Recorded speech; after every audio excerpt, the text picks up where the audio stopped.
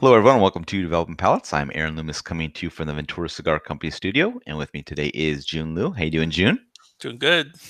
So today we are talking about the Pier 28 Oscuro Robusto. The cigar is 5-inch by 52 ring gauge. Comes out of the La Zona factory in Nicaragua. The wrapper is Brazilian Oscuro. Binder and filler both from Nicaragua. It is blended by Hector Alfonso and Tim Wong. Price point is $7.99, and the cigar was released in November of 2018. So with all that out of the way, Jiunn, what was your smoking experience like?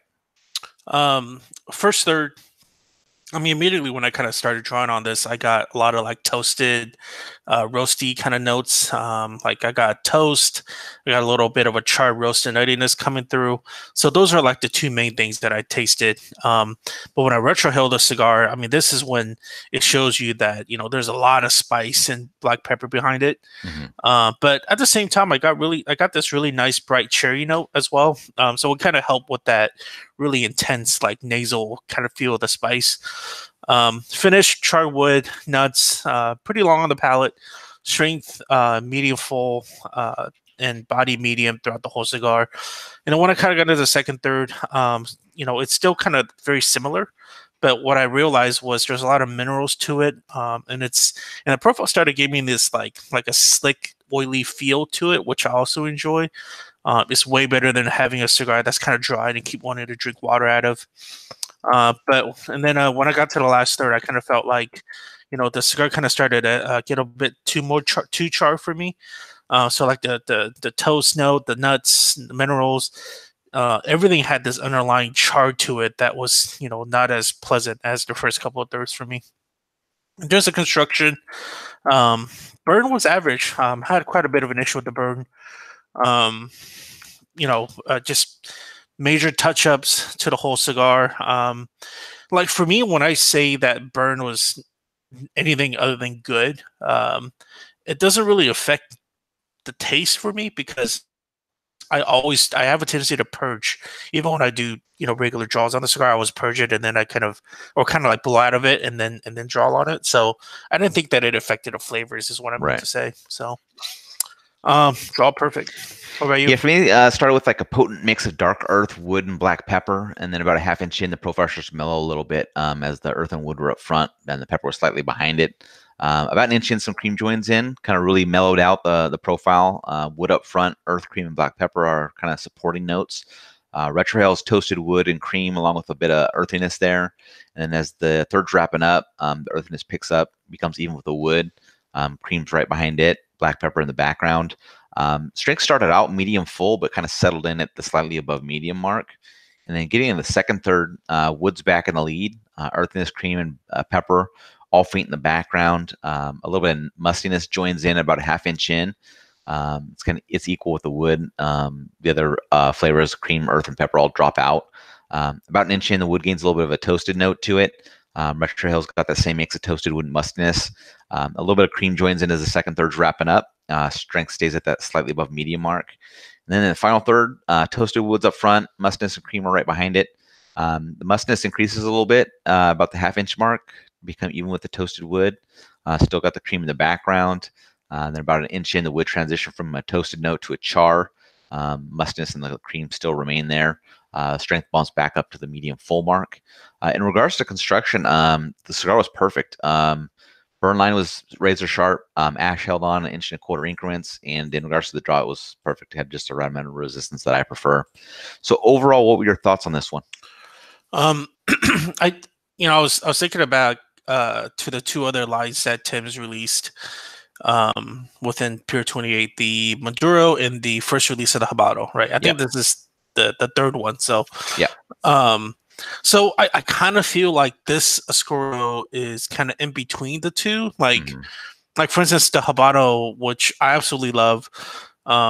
Loved it so much I actually bought a box of it for Skip that yep, don't think that bloggers, that's a sign of us loving it.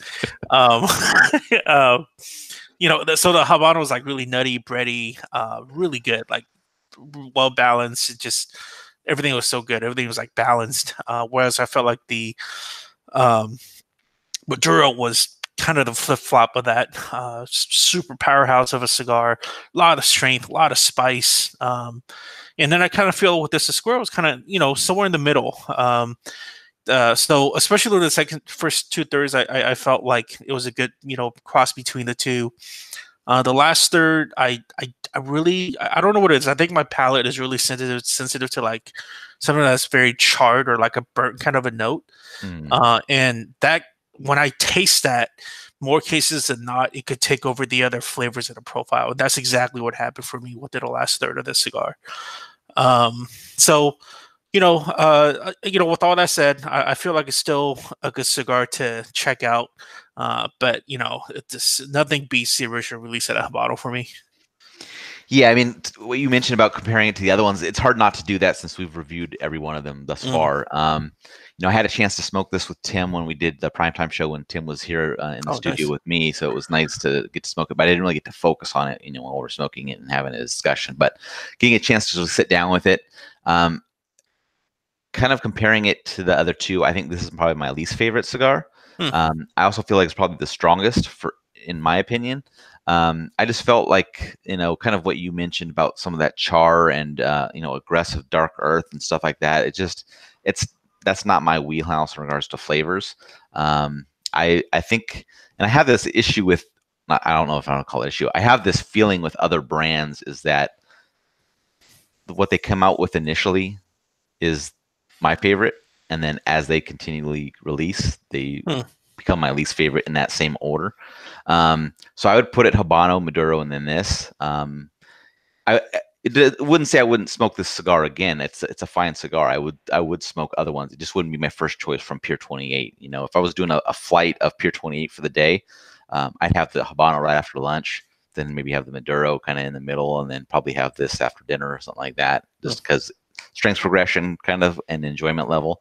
But if for the people that like a stronger cigar, this one might be the one that hits for them out of the three different ones that Tim's released so far. But yeah, those are my thoughts. Getting into the scores, you gave it a 6.52. I gave it a 6.10. So how do you think that matched up to your experience?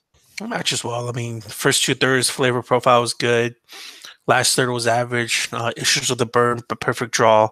So within that mid 6 or so. What does that tell me within a large scheme of things? Especially within all the releases that happened last year, it tells me that it's not going to get anything within the top cigars of the list for me. But that's not indicative of if it's a bad or good cigar. It's a good cigar. It's just not. It's not excellent. Whereas me, kind of opposite of you, I mean, I'll definitely put the Habano first, and then this will go second, and the Maduro last. I did not care for that Maduro at all, really. But and for me, if I had it in a given day, I would just smoke all the Vitolas of the Habano. There you go.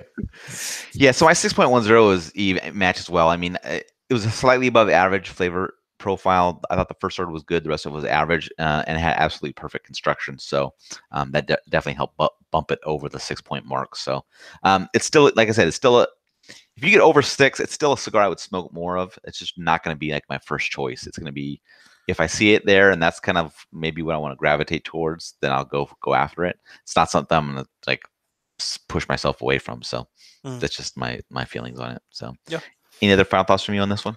No, you and I we're pretty in agreement with the cigar thing in general. So yeah, we definitely disagreed with the Maduro, but we definitely agreed with the Habano. So 2 out of 3 is not bad, So yeah. All right. If you're just catching this video on YouTube, be sure to subscribe to us. We'll also check out the full written review on the website, developingpalates.com. Follow us on the social media channels, and you can catch all of our review recaps on podcasts. So iTunes, Google Play, and Podbean. Thank you for tuning in. We'll catch you on the next one.